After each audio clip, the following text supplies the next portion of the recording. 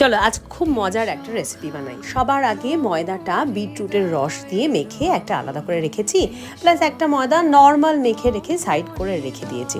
এটা মোটামুটি মেখে 10-15 minute at least stand by time দিতে হবে।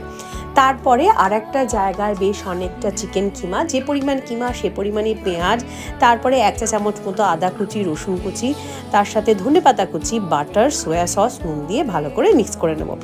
এরপরে ময়দার বলগুলোকে ভালো করে বড় বড় রুটির মতন বেলে ছোট ছোট করে কেটে নেব।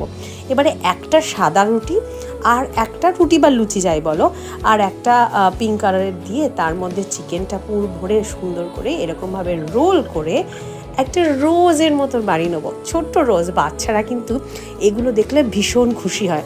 এরপরে সেটাকে হয় তেল দিয়ে ননস্টিক প্যানে জল দিয়ে একটু স্টিম করো বা স্টিমারের মধ্যে স্টিম করো, তাহলে রেডি রোজ মোমো।